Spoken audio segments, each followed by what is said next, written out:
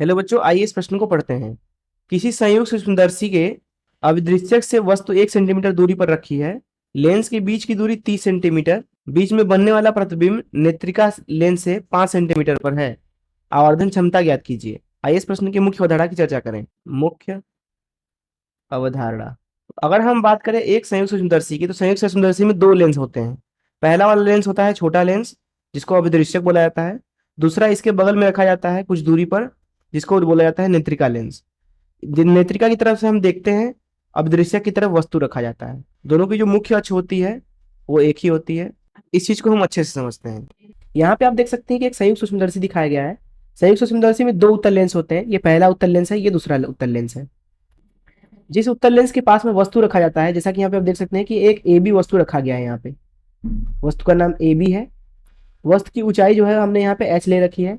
तो वस्तु के पास वाला जो लेंस होता है वो दरअसल होता है अभिदृश्यक लेंस, जिसको ओ से दर्शाया जाता है, ऑब्जेक्टिव बोला जाता है अंग्रेजी में। तो ये होगी अभिदृश्यक लेंस, अभिदृश्यक। इसकी जो फोकस दूरी होगी वो दरअसल एफओ से दर्शाई जाती है। और जिधर से हम देखते हैं अर्थात जिधर हमारी आंखें होती हैं, उसके पास वाला जो लेंस होता है उसे बोला जाता है आई लेंस, जिसको ई से दर्शाया जाता है। हिंदी में उसको नेत्रिका लेंस बोलते हैं। तो ये हो गई आपकी नेत्रिका। इसकी जो फोकस दूरी होती है वो दरअसल एफ ई से दर्शाई जाती है। यहाँ पे आप देख सकते हैं कि जो वस्तु है उससे हमने दो किरण निकाला हुआ है। एक तो मुख्य अक्ष के समानांतर किरण आ रही है, और दूसरी अभिदृश्यक के प्रकाशिक केंद्र से होकर गुजर रही है।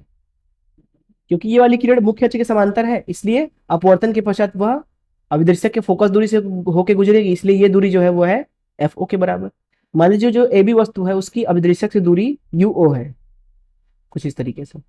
अब क्योंकि ये वाली जो किरण है वो प्रकाशिक केंद्र से होकर गुजर रही है, तो यह बिना विचलित हुए आगे बढ़ जाती है। यहाँ पे आपको दिख रहा है कि पहला प्रतिबिंब बन रहा है अभिदृश्यक के द्वारा। इसका नाम हमने यहाँ पे रख रखा है ए डैश बी डैश। इसकी ऊंचाई हमने एच डैश बोल रखी है। अब दरअसल होता यह है कि ये जो ए डैश बी डैश प्रथम प्रतिबिंब है, इसका अंतिम प्रतिबिंब बनता है नेत्रिका के द्वारा। यहाँ पे आप देख सकते हैं कि उसे हमने बोला है A double dash B double dash. हम मान लेते हैं कि नेत्रिका से जो ये अंतिम प्रतिबिंब है इसकी दूरी वी है। अब यहाँ पे जो प्रथम प्रतिबिंब है ए डैश बी डैश, वो दरअसल नेत्रिका के लिए वस्तु का काम कर रही है, इसलिए उसकी नेत्रिका लेंस से दूरी जो है वो यू ई बोल देते हैं। और यहाँ पे इस कोण को हम बोल देते हैं कि यह कोण बीटा है। अब यहाँ पे जो ए डैश बी डैश प्रतिबिंब है वो दरअसल अभिदृश्यक के द्वारा बनाया गया प्रतिबिंब है, इसलिए उसको उसकी दूरी जो है अभिदृश्यक से मान लेते हैं कि वो वी ओ है। इस अवस्था में मान लीजिए A double dash B double dash की ऊंचाई एच डबल डैश है, तो अभिदृश्यक के द्वारा आवर्धन के सूत्र से लिख सकते हैं एच डैश भागे एच बराबर हो जाएगा वी ओ भागे यू ओ के। ये प्रथम समीकरण मान लेते हैं। साथ ही साथ नेत्रिका के द्वारा जो यहाँ पे आवर्धन हो रहा है उसके लिए हम सूत्र लिख सकते हैं एच डबल डैश भागे एच डैश, ये बराबर है वी भागे यू के। ये हो गया हमारा दूसरा समीकरण। ये है आपका पहला समीकरण और ये है आपका दूसरा समीकरण। साथ ही साथ अगर आपसे पूछा जाए कि अभिदृश्यक और नेत्रिका के बीच की दूरी कितनी है, उसे एल से दर्शाया जाता है। इसको बोला जाता है सूक्ष्मदर्शी की लंबाई। यहाँ पे इसका मान हो जाएगा वीओ का संख्यात्मक मान धन यूई का संख्यात्मक मान। वीओ और यूई को अगर हम चिन्ह के साथ लेना चाहें तो इसको लिख सकते हैं वीओ क्योंकि धनात्मक तो उसको ऐसे ही रहने देते हैं, यूई ऋणात्मक है तो उसके आगे ऋण चिन्ह लगा देते हैं। तो ये हो जाएगी संयुक्त सूक्ष्मदर्शी की लंबाई अथवा दोनों लेंसों के बीच की दूरी। अब यहाँ पे अगर संयुक्त सूक्ष्मदर्शी के लिए अगर उसके आवर्धन क्षमता के सूत्र को लिखें तो किसी भी स्थिति के लिए अगर हम आवर्धन क्षमता का मान लिखना चाहें तो वह होता है m बराबर वीओ भागे यूओ, जैसा कि हमने बात किया अभी वीओ यूओ क्या है, और अंदर लिखते हैं d भागे यूई के बराबर। इसको लिखा जाता है दरअसल वीओ भागे यूओ। जब यहाँ पे हम नेत्रिका लेंस के ऊपर लेंस सूत्र का इस्तेमाल करते हैं तो मिलता है हमें ऋण 1/वी धन 1/एफ ई, डी का गुणा बाहर होता है। ये हो गया किसी भी स्थिति के लिए, हम इसको बोल देते हैं पहला सूत्र। इसी सूत्र से दरअसल दो और सूत्र बनाए जाते हैं। दूसरे वाले सूत्र को हम बोल देते हैं जब हमारे पास में अधिकतम आवर्धन है।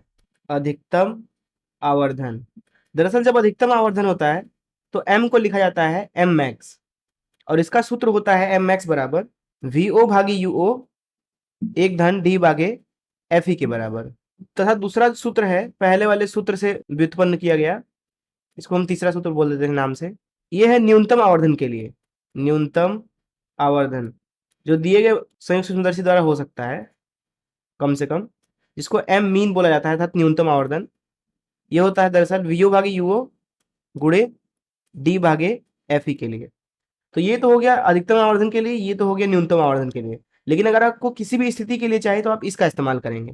तो अभी हमने देखा संयुक्त सूक्ष्मदर्शी किस तरह से प्रतिबिंब बनाता है और उसके आवर्धन के सूत्र को भी देखा। तो इन मुख्य अवधारणाओं का इस्तेमाल करके इस प्रश्न को हल करें। यहाँ पर इस प्रश्न में बोला जा रहा है कि संयुक्त सूक्ष्मदर्शी के अभिदृश्यक से वस्तु 1 सेंटीमीटर दूरी पर है। इसका मतलब है कि हमें यहाँ पे UO का मान दिया हुआ है ऋण 1 सेंटीमीटर, तथा प्रश्न में बोला जा रहा है कि लेंस के बीच की दूरी 30 सेंटीमीटर है। तो जैसा कि मैंने आपको बताया कि लेंस के बीच की जो दूरी है वो दरअसल L के बराबर है, वो दरअसल है VO ऋण UE। दरअसल इसका मान हमें 30 सेंटीमीटर के बराबर दिया हुआ है। साथ ही साथ हमें बोला जा रहा है कि बीच में बनने वाला प्रतिबिंब, बीच में बनने वाला प्रतिबिंब मतलब यहाँ पे जो A डैश B डैश है वही प्रतिबिंब के बारे में बात की जा रही है। उसकी बोली जा रही है नेत्रिका से जो दूरी है वो दरअसल 5 सेंटीमीटर है, अर्थात यहाँ पे दिया हुआ है हमें UE का मान जो कि है ऋण 5 सेंटीमीटर। तो यहाँ इस प्रश्न में आवर्धन का मान पूछा जा रहा है। अब क्योंकि मैंने आपको जैसा कि बताया कि जो आवर्धन है सामान्य स्थिति में हम उसकी किसी भी स्थिति के लिए सूत्र लिख सकते हैं ऋण VO भागे UO गुणे D भागे UE के बराबर, प्रथम स्थिति के हिसाब से। अब यहाँ पे हमें UO का मान दिया हुआ है, अगर हम यहाँ L से देखें तो इसमें UE डाल दे तो हमें VO का मान मिल जाएगा। तो यहाँ लिख देंगे VO ऋण UE की जगह पे लिख देंगे ऋण 5 बराबर 30। तो यहाँ से आपको VO का मान मिल रहा है 25 सेंटीमीटर के बराबर। तो आपको VO का मान पता है, VO का मान पता है, UO का मान पता है ऋण 1 सेंटीमीटर, D जो कि 25 सेंटीमीटर होता है, UE जिसका मान ऋण 5 सेंटीमीटर। तो इन सारे मानों को रख देते तो आवर्धन का मान मिल जाएगा M बराबर ऋण VO की जगह पे रख देंगे 25 भागे UO की जगह पे 1 रख देंगे गुणे D की जगह पे पुनः 25, UE की जगह पे ऋण 5। ये आपको मिल रहा है ऋण 125। यही इस प्रश्न का उत्तर हो जाएगा। मैं आशा करता हूँ कि आपको इस प्रश्न का हल जरूर समझ में आया होगा। धन्यवाद।